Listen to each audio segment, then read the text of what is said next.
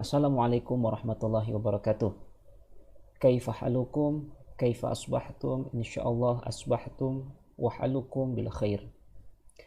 Pada kesempatan kali ini kita akan membahas materi baru terkait dengan kata ganti orang atau yang dikenal dalam bahasa Arab dengan dhamir. Mari kita masuk dalam materi tersebut. Jadi seperti halnya di bahasa lain ya, bahasa Arab memiliki kata ganti orang yang dibagi berdasarkan sudut pembicaraannya. Jadi kalau kita bayangkan dalam sebuah pembicaraan, ya pasti itu akan ada yang dinamakan dengan orang pertama, yaitu orang yang berbicara atau dalam bahasa ilmu komunikasi disebut dengan komunikator, ya orang yang berbicara. Nah, sedangkan orang yang kedua adalah disebut dengan lawan bicara atau orang kedua, ya atau dalam bahasa komunikasi bisa dikenal dengan komunikan. Nah, sedangkan orang yang dibicarakan, ya itu dikenal dengan istilah orang ketiga, yang orang yang dibicarakan. Nah, jadi ini merupakan pembagian yang sifatnya lazim ya dalam setiap bahasa. Pasti kita mengenal tiga pembagian tersebut, yaitu dibagi berdasarkan sudut pembicaraannya, sudut pembicaranya, siapa yang berbicara, siapa yang diajak bicara, dan siapa yang dibicarakan. Nah, jadi secara umum ada tiga kelompok utama ya. Jadi kata ganti atau dhamir, kata ganti orang atau dhamir itu dibagi pertama orang pertama, kemudian kata ganti orang kedua, dan yang ketiga kata ganti orang ketiga. Nah, dalam bahasa Arab tidak hanya dibagi berdasarkan siapa apa pembicaranya atau sudut pembicaraannya, sudut pembicaranya, tapi juga dibagi berdasarkan jumlahnya, ya. Jadi apakah dia tunggal, apakah dia ganda ataupun jamak. Nah, dan juga berdasarkan gendernya.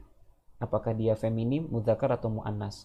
Contoh, orang pertama berdasarkan jumlahnya, ya, maka akan dibagi berdasarkan atau dibagi menjadi saya dan kami.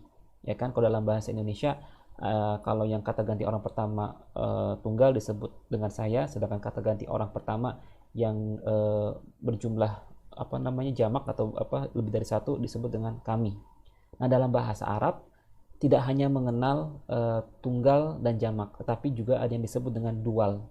Jadi satu orang, dua orang, dan tiga orang. Nah, ini ya.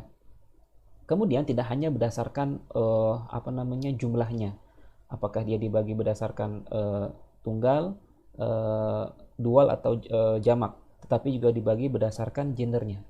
Contoh misalkan seperti ini. Dalam bahasa Indonesia kamu ya kalau dibagi berdasarkan apa orang kedua ya kata ganti orang kedua kalau dibagi berdasarkan jumlahnya maka dibagi antara kamu dan kalian. Nah, tapi dalam bahasa Arab ya tidak hanya dibagi berdasarkan apa namanya jumlahnya, namun juga dikelompokkan ya berdasarkan gendernya. Jadi kalau misalkan kamu untuk laki-laki itu anta misalkan, sedangkan kamu perempuan itu anti. Ya, jadi pembagian dhamir dalam bahasa Arab itu pertama didasarkan jumlahnya, ya ada tunggal, ada dual, ada jamak. Kemudian dibagi berdasarkan gendernya. Ada yang untuk perempuan, ada yang untuk laki-laki.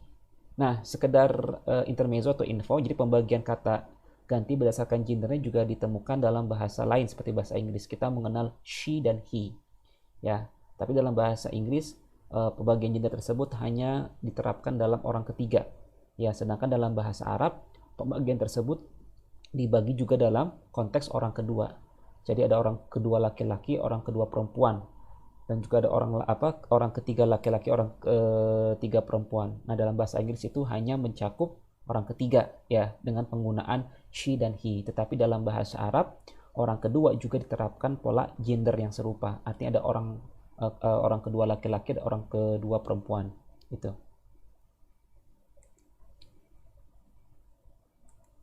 Nah, sekarang kita akan masuk ke kata ganti orang pertama atau mutakallimun. Jadi sudut apa namanya sudut pembicara pertama atau komunikator orang pertama, orang yang berbicara. Nah, itu dibagi menjadi dua macam ya. Ada yang kalau dibagi berdasarkan jumlahnya ya, ada yang tunggal itu saya, sedangkan yang jamak banyak lebih dari satu adalah kami ya, itu nahnu. Jadi saya dalam bahasa Arab disebut dengan ana, sedangkan kami dalam bahasa Arab disebut dengan nahnu. Nah, jenisnya ya, kalau dalam hal ini dia tidak dibedakan antara mudzakkar dan muannas, artinya saya laki-laki dan saya perempuan itu sama saja ya, ana.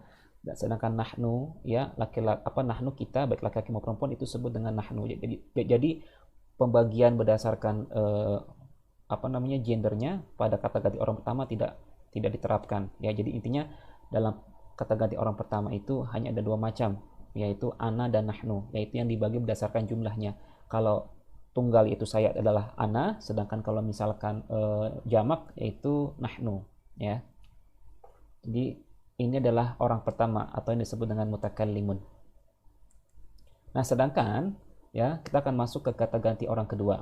Nah, kata ganti orang kedua ini disebut dengan mukhatabun. Mukhatab artinya orang yang diajak berbicara, atau dalam bahasa komunikasi disebut dengan komunikan, orang yang diajak bicara.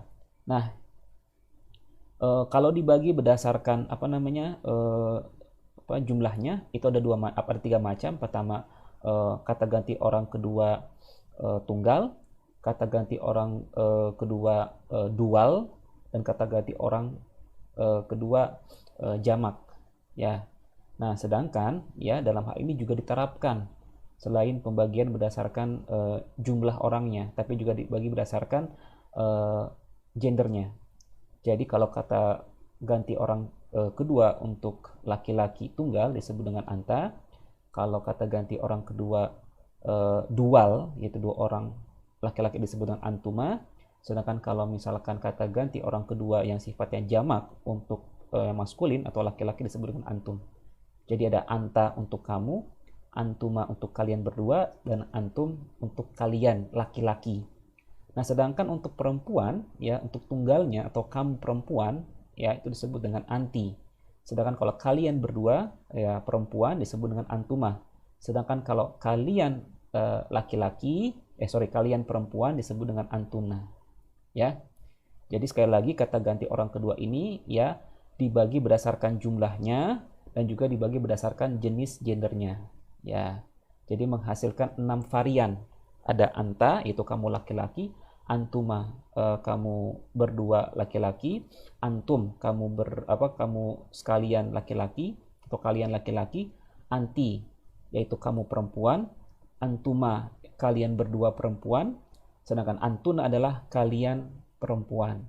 Nah, mungkin dalam hal ini antuma itu bisa mencakup antara laki-laki dan perempuan. Jadi kalau bisa dibagi berdasarkan gender dan jumlahnya, maka bisa menghasilkan 5 atau 6 ya, karena di sini antum itu sifatnya multi ya, dia mencakup laki-laki dan perempuan ya.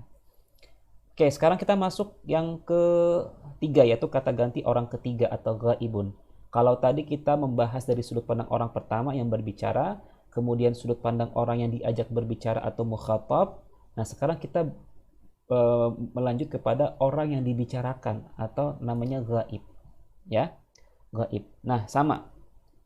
Dalam kategori orang ketiga ini juga dibagi berdasarkan jumlahnya. Ya, pertama adalah berdasarkan jumlahnya ya. Itu pertama adalah huwa, ya, dia laki-laki tunggal ya.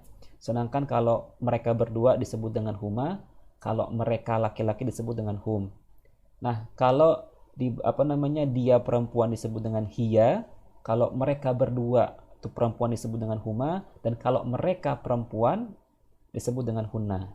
Nah, jadi pada kategori orang ketiga ini juga dibagi berdasarkan atas jumlah ya, kemudian juga dibagi berdasarkan jenisnya, jenis gendernya, ada yang mudzakkar, ada yang muannas, sehingga menghasilkan 6 varian atau 5 varian dalam hal ini ya. Huwa, huma, hum, hiya, huma, dan hunna. Nah, jadi ini adalah kategori orang ketiga. Jadi orang yang dibicarakan ya, orang yang dibicarakan antara orang pertama dan orang kedua ya. Oke. Jadi begini fungsinya. Kita bersyukur ya, kita berterima kasih dalam setiap bahasa itu ada kata ganti. Kalau tidak ada kata ganti, mungkin kita akan kesulitan untuk mengganti. Kita harus menggunakan nama orang ya dalam setiap pembicaraan kita. Misalkan seperti ini. Nama saya Fajar ya. Kalau tidak ada kata ganti orang pertama, saya akan selalu menyebut nama saya ketika saya ingin melakukan sesuatu. Contoh misalkan, Fajar mau makan, Fajar ingin tidur. Nah, kata Fajar di situ kan adalah menggantikan harusnya bisa digantikan dengan saya. Nah, inilah fungsi dari kata ganti. Kata ganti itu untuk menggantikan nama orang sehingga tidak perlu disebut berkali-kali. Contoh lain misalkan nama kalian, misalkan saya berbicara dengan seseorang ya, namanya Budi. Kalau tidak ada kata ganti kamu, ya tentu akan kesulitan. Saya akan selalu menyebutkan Budi mau kemana, Budi mau minum. Permasalahan adalah ketika misalkan ya orangnya lebih dari satu orang, ada 5 orang, ada Budi, ada Rani, ada Tono, misalkan ada Hasan. Kalau tidak ada kata ganti, kita harus menyebut satu persatu nama mereka. Nah, tapi bersyukur ada kata ganti, kita cukup mengganti ke 5 orang tersebut menjadi mereka. Nah, inilah fungsi dari kata ganti ya dalam bahasa untuk membuat sebuah bahasa menjadi efektif dan efisien ya. Efektif artinya langsung bisa memberikan pemahaman yang jelas, dan efisien artinya kita tidak perlu mengulang-ulang atau menyebutkan kata yang terlalu banyak untuk menyampaikan suatu pesan. Nah, contoh sekarang saya akan memberikan penggunaannya di dalam kalimat sempurna. Kita tahu ya tadi di awal pelajaran kita yang terdahulu kita belajar tentang yang namanya kata tunjuk. Ya, kata tunjuk itu ada hadza dan hadhihi. Jadi kata tunjuk itu dibagi berdasarkan gendernya. Kalau untuk kata benda mudzakkar maka kita menggunakan hadza. Kalau untuk kata benda muannas kita menggunakan hadhihi. Nah, begitu juga. Nah, kata ganti ini juga harus sesuai ya dengan gendernya. Contoh ya, kata benda hidup ya, kata benda dibagi menjadi 2 macam ya, ada kata benda hidup, kata benda mati. Ini sudah saya jelaskan pada materi sebelumnya. Nah, kata benda hidup seperti guru otomatis dia memiliki 2 gender, yaitu mudzakkar dan muannas. Ya, ada pak guru, ada ibu guru. Nah, selain kata benda ya, kata sifat ya itu juga memiliki 2 gender atau dua bentuk. Ada yang digunakan untuk mudzakkar, ada yang digunakan untuk muannas. Ya. Nah, jadi ketika kita ingin menggunakan kata tunjuk ya atau kata ganti, kita harus menyesuaikan dengan gendernya. Misalkan seperti ini ya, kamu seorang siswa ya. Kalau siswanya adalah laki-laki, maka kata bendanya ya siswanya tersebut juga harus bergender laki-laki. Tapi kalau misalkan ketika kita bilang kamu seorang siswi, maka dalam hal ini kata bendanya juga harus bergender perempuan juga. Contoh misalkan seperti ini. Kita ingin berbicara atau ingin mengatakan anta mudarrisun. Ya, kamu seorang guru. Nah, ketika kita ingin mengatakan kamu seorang ibu guru, maka dalam bahasa Arab itu kita tinggal menambahkan tak marbutoh. Ya. Jadi, ya, untuk merubah sebuah kata ya menjadi feminim dalam bahasa Arab cukup kita menambahkan tak marbutoh di sini. Ya, contoh misalkan mudarrisun menjadi mudarrisatun. Ya. Selain kata benda ya, untuk merubah sebuah kata sifat menjadi kata sifat yang dipadankan dengan kata benda yang maskulin atau feminim, maka kita juga harus menambahkan tak marbutoh. Ya, contoh misalkan mahirun artinya cerdas. Ya, kalau kita akan menyematkan kata cerdas ini pada mudarrisatun, ibu guru, maka kata sifatnya juga harus bersifat atau bergender feminim atau muannas. Nah, jadi ini dinamakan dengan koheren. Di dalam bahasa Arab itu, kalau kata bendanya adalah feminim, maka kata sifatnya ada juga feminim. Kalau kata tunjuknya itu feminim, maka yang ditunjuk pun harus feminim. Sifatnya pun harus feminim. Jadi ada koherensi, koheren, kesamaan antara kata tunjuk, kata ganti, ya, dengan benda yang ditunjuk, ya, dan juga sifat yang ditunjuk, ya, atau sifat yang menyertai benda yang ditunjuk tersebut. Atau dalam kata ganti misalkan, ketika kita ingin mendeskripsikan seseorang dengan menggunakan kata ganti, dia seorang laki-laki yang cerdas. Nah, dalam bahasa Arab, maka antara kata ganti orangnya dengan penjelasannya dan sifatnya itu harus koheren, ya, Contoh misalkan tadi ya, anti mudarrisatun mahiratun. Anti mudarrisatun mahiratun. Kita tidak boleh mengatakan anti mudarrisatun mahirun. Ya, kita menggunakan mahirun untuk mudarrisatun tidak boleh karena mahirun di sini ya digunakan untuk mensifati mudarrisun. Sedangkan kalau mahiratun digunakan untuk mensifati mudarrisatun. Jadi kalau misalkan kata benarnya itu feminim, maka kata sifatnya juga harus feminim. Kalau kata benarnya itu adalah maskulin, maka kata sifatnya juga harus maskulin. Nah, begitu pula kalau kata tunjuknya adalah mudzakkar atau maskulin, maka benda yang ditunjuk pun harus maskulin. Gitu. Nah, jadi sekali lagi ya, yang harus ditekankan adalah kalimat nominal adalah kalimat yang predikatnya adalah kata benda ataupun kata sifat. Contoh yang predikatnya kata benda, saya seorang guru. Itu merupakan kalimat nominal. Karena dalam hal ini predikatnya adalah kata benda. Tetapi misalkan saya bicara, saya pandai. Nah, saya pandai juga digolongkan sebagai kalimat nominal. Karena dalam hal ini predikatnya merupakan kata sifat. Nah, jadi sekali lagi kita selain menghafal kata benda, kita pun juga dituntut untuk menghafalkan kata sifat. Karena kata sifat juga bagian dari sebuah kalimat nominal. Ya, kita akan menghafal beberapa kata sifat ya yang umum. Pertama adalah mahirun. Khalidu ba'di mahirun. Mahirun. Ya, mahirun itu artinya cerdas. Lawannya adalah jahilun. Ya, jahilun. Jahilun artinya bodoh. Yang kedua adalah nasyitun. Ya, nasyitun. Nasyitun. Qalidu ba'di nasyitun. Nasyitun artinya rajin. Lawan katanya adalah mutakassilun. Qalidu ba'di mutakassilun. Mutakassilun. Ya, mutakassilun artinya malas. Yang ketiga adalah qawiyun. Qalidu ba'di qawiyun. Qawiyun. Qawiyun artinya kuat. Ya, lawan kata dari qawiyun adalah dha'ifun. Ya, dha'ifun artinya lemah. Nah, sekarang kita akan berlatih. Ini adalah kata-kata sifat untuk mudzakkar atau untuk kata yang bersifat maskulin. Nah, bagaimana kalau kita ingin merubah kata sifat ini menjadi feminim? Berarti kita tinggal menambahkan tak marbutoh di akhirnya. Contoh misalkan mahirun maka menjadi mahiratun. Jahilun maka berubah menjadi jahilatun. Nasyitun maka berubah menjadi nasyitotun. Mutakassilun maka berubah menjadi mutakassilatun. Qawiyun maka berubah menjadi qawiyatun. Dha'ifun maka berubah menjadi dha'ifatun. Ya. Itu adalah cara untuk merubah ya sebuah kata sifat agar dia menjadi kata sifat yang bersifat feminim. Nah, selain kata sifat juga kita akan menambahkan kosakata terkait dengan kata benda hidup ya. Oke, kita akan masuk yang pertama. Tabibun, khalidu ba'di. Tabibun. Tabibun.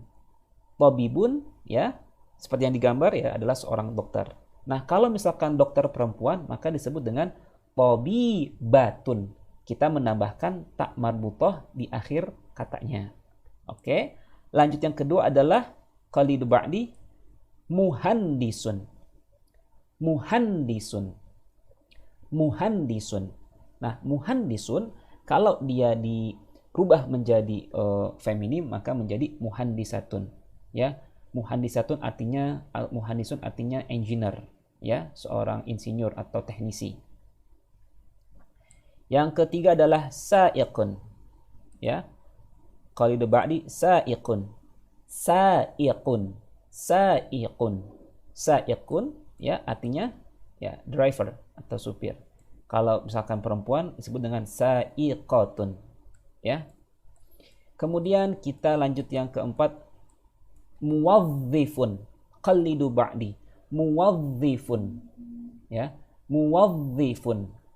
Muwazzifun artinya pegawai.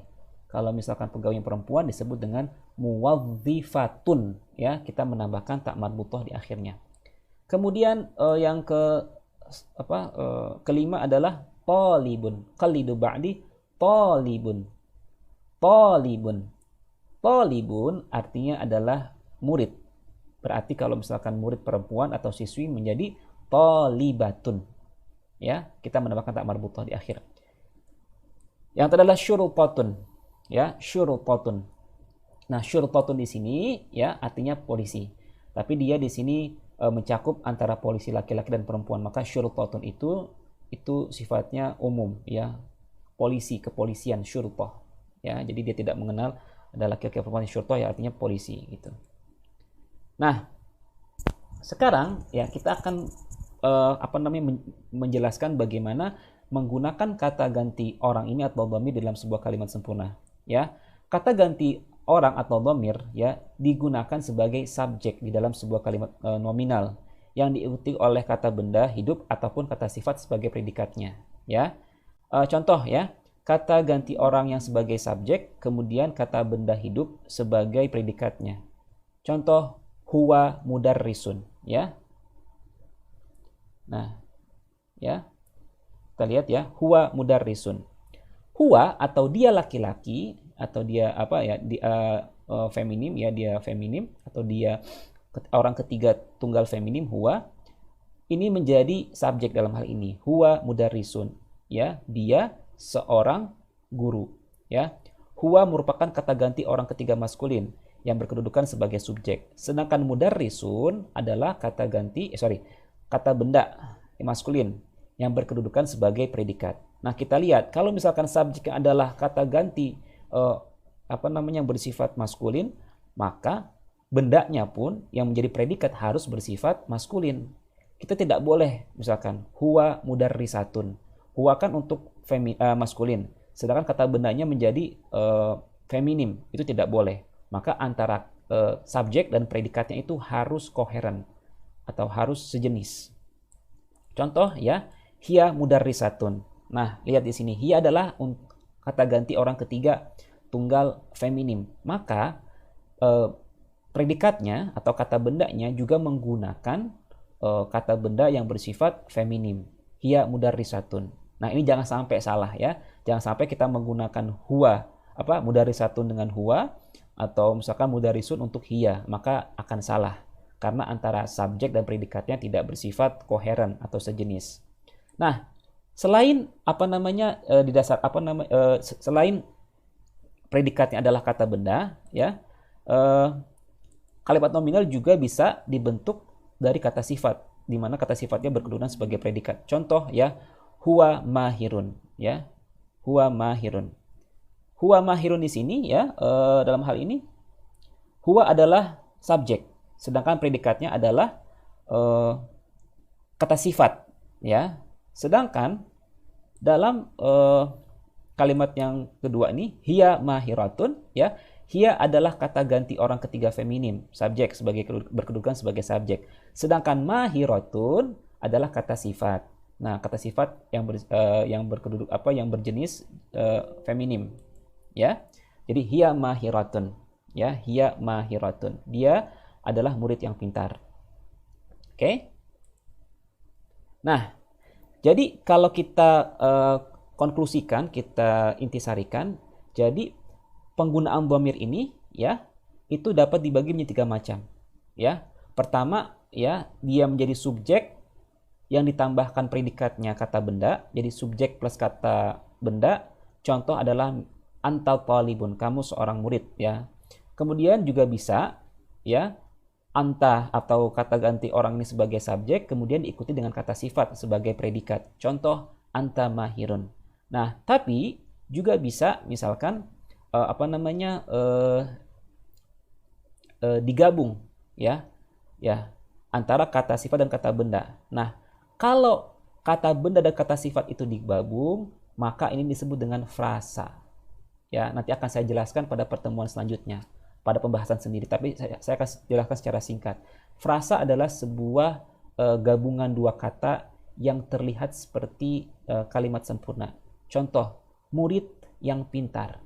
Nah, murid yang pintar itu bukan merupakan kalimat sempurna, tetapi ia hanyalah sebuah frasa, yaitu gabungan 2 kata yang terlihat seperti sebuah kalimat sempurna.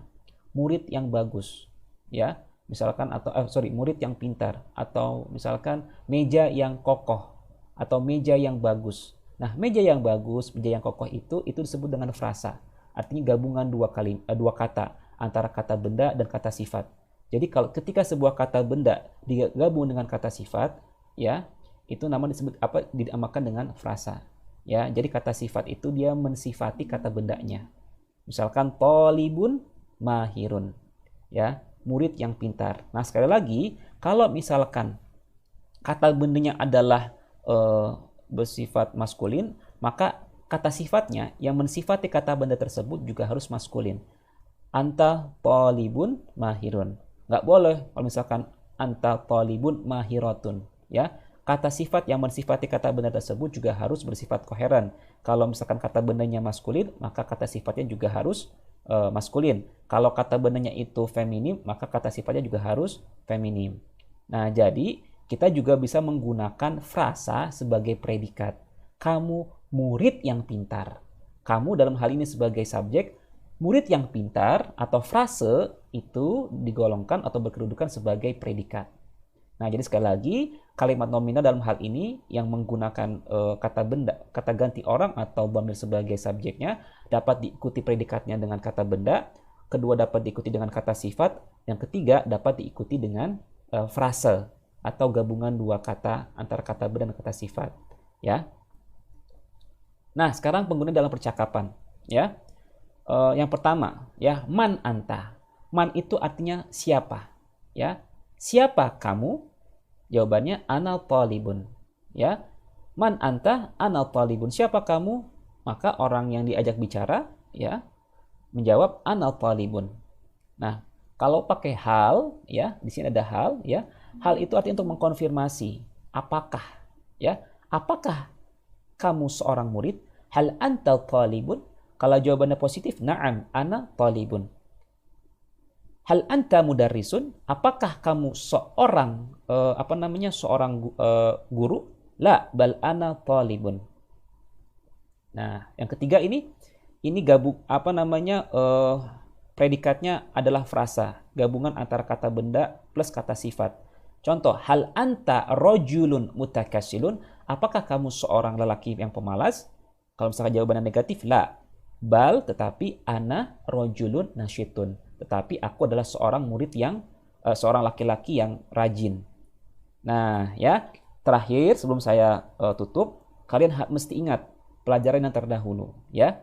Yang namanya kata benda ketika dia berkedudukan sebagai predikat, maka dia harus kata benda yang bersifat indefinitif atau nakirah. Maka di sini kita lihat, ya, di sini mudarrisunnya tidak pakai alif lam, ya. Talibun tidak pakai alif lam. Rojulun juga tidak pakai alif lam, ya. Maka sifatnya pun juga tidak boleh pakai alif lam. Intinya harus koheren, ya. Kalau misalkan mudzakkar, maka sifatnya harus mudzakkar. Kalau misalkan kata bendanya itu indefinitif, maka kata sifatnya juga harus indefinitif. Intinya bahasa Arab itu sifatnya koheren, ya, baik gendernya, baik jumlahnya, ataupun baik sifatnya, ya, itu harus koheren. Oke, ini saja mungkin materi yang saya dapat berikan. Selebihnya pertanyaan dapat kita diskusikan lebih lanjut. Billahi taufiq wal hidayah. Wassalamualaikum warahmatullahi wabarakatuh.